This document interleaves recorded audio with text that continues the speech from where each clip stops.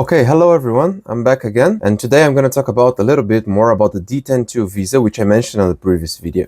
So after having decided to actually live in Korea, I came across a very usual problem that many foreigners have, which is, which visa should I go under? I'm pretty sure that you that have been searching for visas came across multiple visas, and one that nobody really talks about, and I mean not nobody, but some little people talked about, is this visa, which is the Startup Preparation Visa, or D-10-2 visa more specifically. There is the D-10-1, which most people talk about it, which is basically looking for a job visa. But that visa requires you a lot of points. And there is a table, and you have to know Korean and have graduated from a Korean university. Not really you have to, but in order to get classified for that visa, it's good that you have done those things that I just mentioned. Well, so to put it simple, right now, I'm on a tourist visa. So I just arrived in Korea. I arrived a month ago, which was on the 9th of March. And since then, I've been living here through the tourist visa. You can stay up to 3 months. So up until the 9th of June, I still have time to change to this other visa. But in order to change this visa, there are some requirements, of course. But I want to talk about first, what is exactly the D-10-2 visa? The D-10-2 visa is a visa for anyone that wants to start a company, a business in Korea. But in order to do that, you have to at least be making a company on the tech field, which is a requirement, one of the requirements, of course. Why do you need to start on a tech visa? Because they want to incentivize the technology development in Korea. But in order to do that, you cannot open a pizzeria, for example, or I don't know, like a restaurant or anything like that. You have to actually open a tech field or at least tech related business. You don't necessarily need to be in the tech field specifically, you just have to be tech related, which it can be tricky for some people, but you can actually do business in very different topics. Well, since the company that I'm trying to create here is actually our startup related to technology, because I graduated from electrical engineering, which makes a lot of sense for me. The company that I'm trying to create is on home automation, or automation in general. So for me, after searching up different types of visa in the last year, I have came across this at the end of my exchange program. That was when I decided to come back here and change to this visa. Well, so like I said, they are for entrepreneurs, innovators, or anyone that has a business idea. So this is very important. You don't need a business. You don't need to come with like, oh, I already have a business in my home country. I'm just going to transfer it to Korea. No, that's not the point of this visa.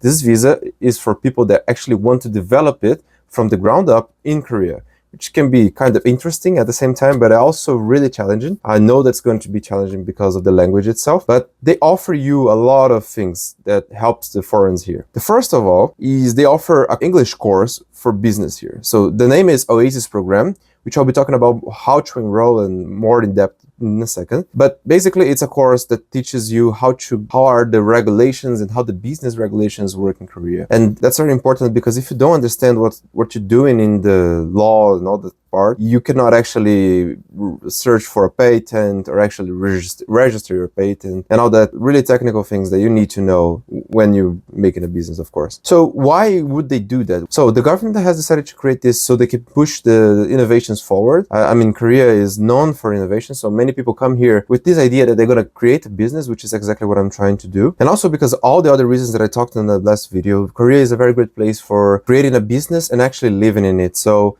I guess if you want to create a business here and if you're really serious about it, the Korean government here really wants you to succeed. Okay, but enough of the talking. How do I enroll in this? Okay, so like I said, you need an Oasis certificate. It's one of the requirements. But what is Oasis in the first place? Well, I'm going to show you right now on my screen where we can go through the Oasis program's website. Okay, so these are the actual 3 links that you're going to go if you want to do what I'm doing, which is enroll on the Oasis course.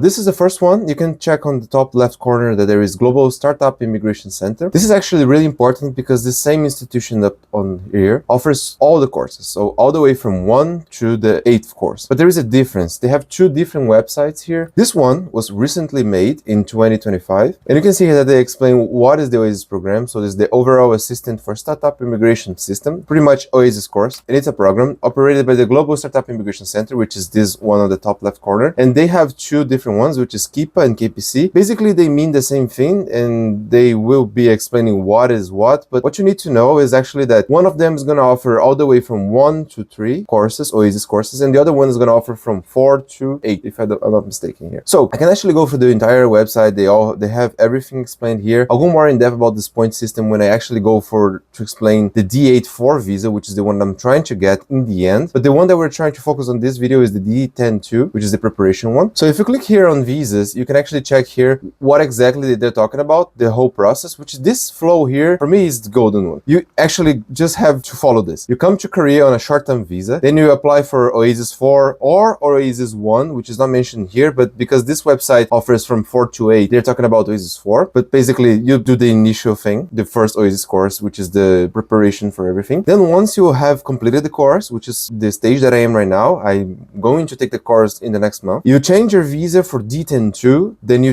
whatever visa you had before, it doesn't matter.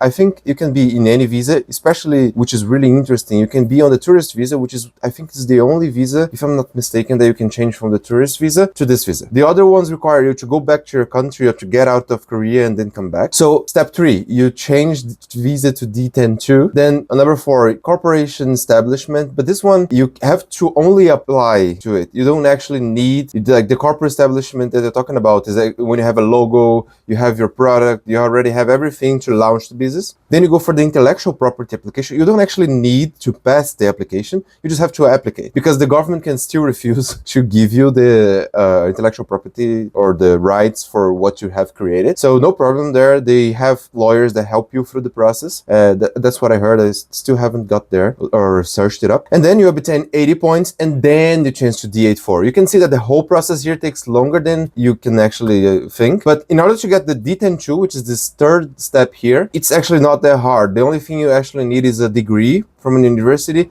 and the Oasis course. Okay, so basically here you can see that they're already explaining about the D-8-4, but again, this is not the focus of the video. The D-10-2 is the one that we're focusing on today, and you can see that the visa period lasts between 6 months and 2 years.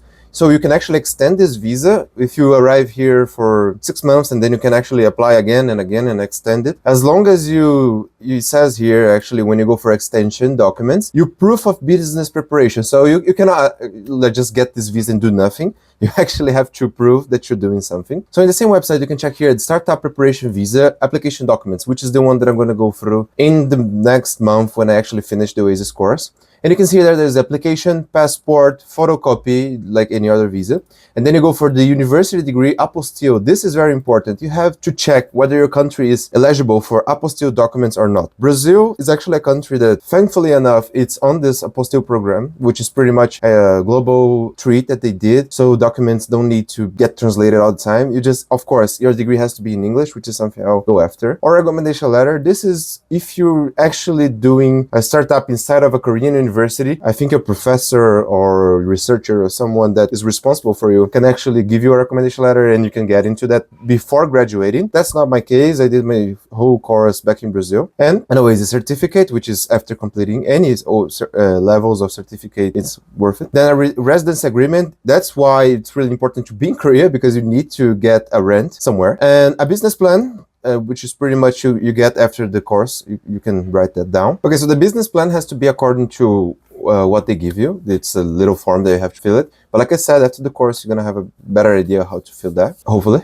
And now the personal bank statement in Korean, which is pretty straightforward. It's just a statement from a Korean bank or overseas bank that has Korean translation, which tells the government that you have enough money to support yourself through 6 months or 2 years or whatever the period that you're going to apply there. But anyways, you just have to prove the government that you're not going to work illegally, and you have the ability to sustain yourself during this time, which is pretty interesting since they have different schedules. You can actually get the money before you come to Korea and prepare for it. So if you actually prepare it before, you already have the money when you're already here applying for this visa. So, okay, but how do you apply? Well, like I said, they have 2 different websites, which are basically the same thing. The only difference is one starts in Oasis 1 and the other one starts in Oasis 4. So in order to do that, you just have to go through schedule here, and you can actually go through the website and read more about it. I'm not going to go all in deep because otherwise this video is going to be half an hour long. On the schedule part here, you're going to see this button apply, which is pretty straightforward. You just click apply. So once you hit apply, you're going to be redirected to this page here,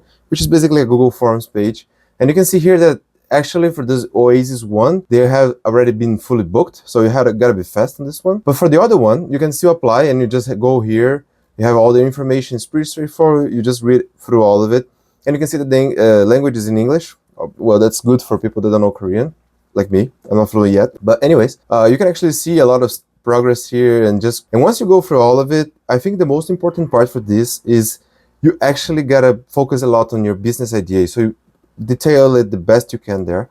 I think that's what got me into it. Okay, so now that I have shared this how to apply thing, you can actually, there is another way, which is the way that I went through. So basically how I came across this, I received a link from a friend of mine right before this both Oasis programs started opening, which was a really interesting one from InvestSol. I knew about this website because I came across it. If you have a lot of money, I think it's $100,000, you can just go through this. Of course, if I had $100,000, I wouldn't be going through the struggle of getting everything else. But you can get an investor's visa or something else. You can actually check here that information. I can talk more about that later on because I studied a little bit of that. But if you go all the way down here, you can actually see here that there is a second foreign startup school. So you can see that's the second one. So they haven't been doing this for a long time. This is the second one, which is the one that I'm going to be doing on the next month. And you can actually see here that they're calling for participants and offers you Oasis for 10 points. And the way I applied for this was through email. They have a login page here, but it was bugged. I couldn't create an account. So that's why I logged in through the email. They sent me a forms. I can show that in another video. But basically, this is the third and last way that you can actually apply for this. Okay, so after you apply, you're going to receive a response, obviously, through email,